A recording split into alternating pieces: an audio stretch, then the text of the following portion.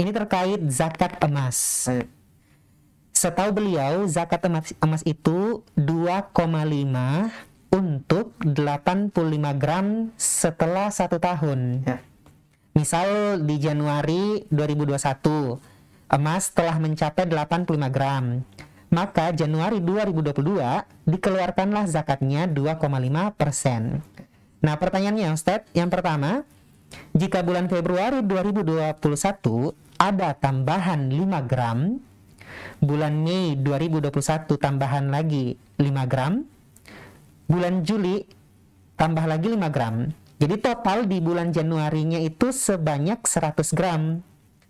Apakah zakatnya tetap 2,5% dari 85 gram tersebut yang sudah disebutkan sebelumnya, atau 2,5% dari 100 gram yang terkumpul selama setahun itu, Ustaz? Meski tambahannya itu waktunya kurang dari satu tahun, Ustaz. Ya. Ini dulu yang pertama, Ustaz. Baik. Bismillah, alhamdulillah, salatu wassalamu ala rasulillah wa ala alihi wa ashabihi wa man tabi'ahum bi ihsanin ila yaumiddin, amma ba'd. Alhamdulillah, jadi untuk jawaban dari pertanyaan yang pertama ini, yang pertama yang akan kami luruskan adalah tentang masalah haul daripada zakat mal. Jadi haul pada zakat mal itu tidak dikembalikan kepada kalender Masehi. Jadi bukan kita berhitung Januari 2021, Januari 2022. Akan tetapi yang menjadi patokan dalam zakat mal adalah tentang kalender Hijriyah. Jadi kita berhitung Muharram, Safar, Rabiul Awal, Rabiul Tsani, dan seterusnya. Jadi orang yang memiliki harta yang sampai nisabnya, maka pada saat harta tersebut sampai nisabnya, dia harus mengetahui ya tanggal berapa hari itu, bulan berapa, tahun berapa Hijriyah. Ya, dan dia mengeluarkannya ya ketika tersimpan selama 1 tahun penuh dengan perhitungan kalender Hijriyah. Dan tentu saja ada perbedaan jumlah hari antara kalender Hijriyah dengan kalender Masehi. Ya, kalender Masehi dalam 1 tahunnya itu jumlah hari-harinya lebih banyak daripada jumlah hari-hari untuk kalender Hijriyah. Baik, ini yang pertama. Kemudian untuk jawaban dari pertanyaan yang diajukan ini adalah kita akan rinci menjadi 2. Yang pertama, ada ada harta yang dia berkembang dari harta itu sendiri. Jadi harta dikembangkan kemudian bertambah banyak. Ya, seperti zakat peternakan. Seseorang yang memiliki kambing misalnya 40 ekor dan itu sudah sampai nisabnya, ya 40 ekor ini jika tersimpan selama 1 tahun, otomatis di dalam perjalanan waktu tersebut selama 1 tahun akan ada tambahan ya dengan ketika induknya melahirkan.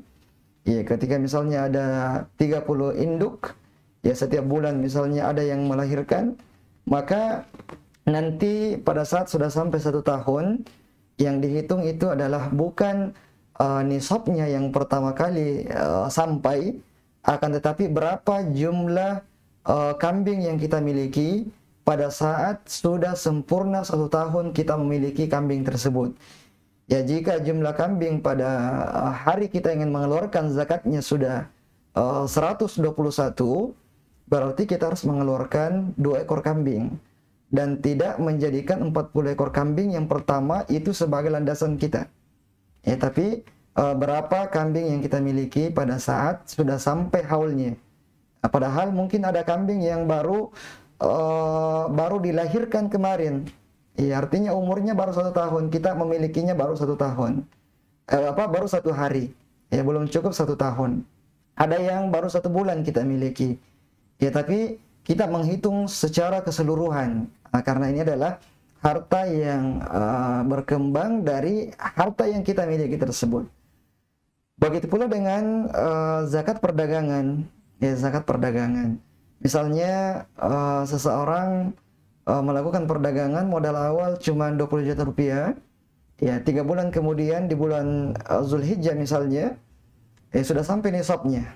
Ya, sudah sampai nisabnya senilai 85 gram emas, emas murni.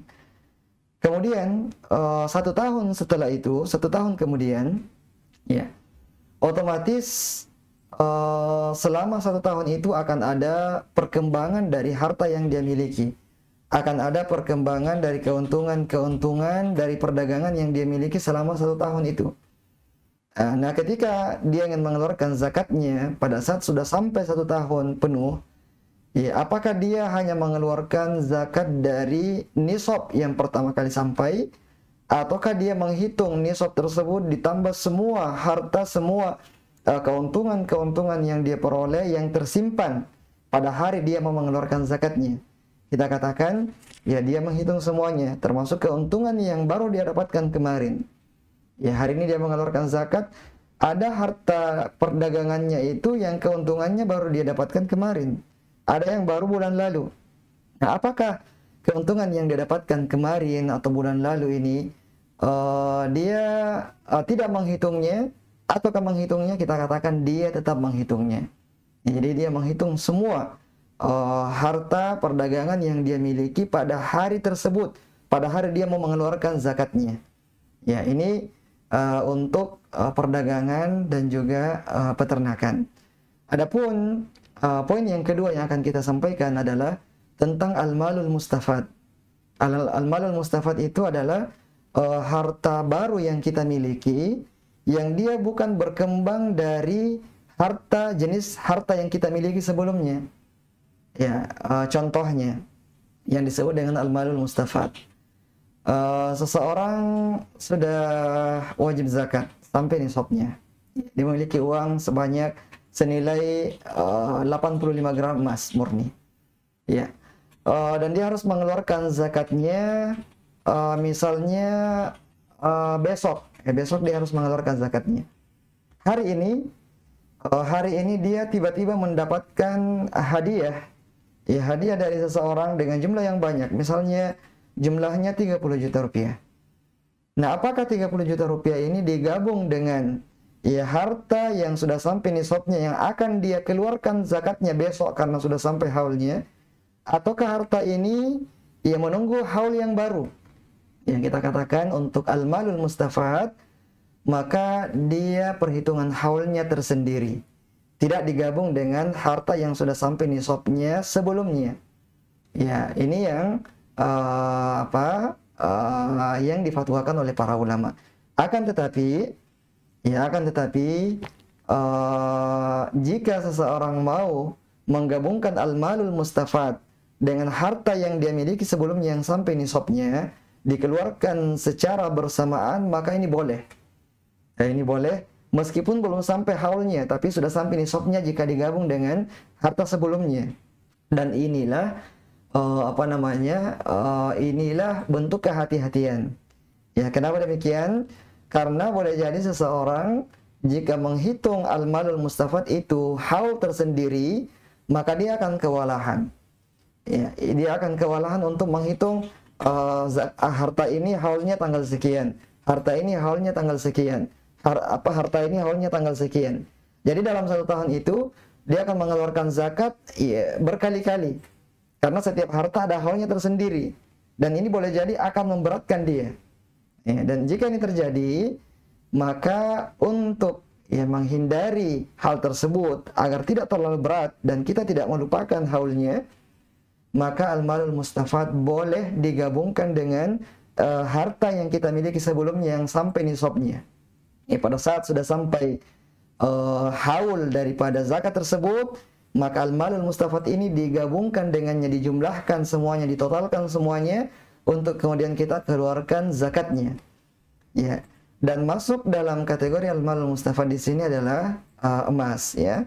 Emas, ya. Misalnya tahun lalu, Muharram tahun lalu 1441 Hijriah atau 1442 Hijriah, 11 bulan yang lalu kita sudah memiliki emas seberat 85 gram emas murni.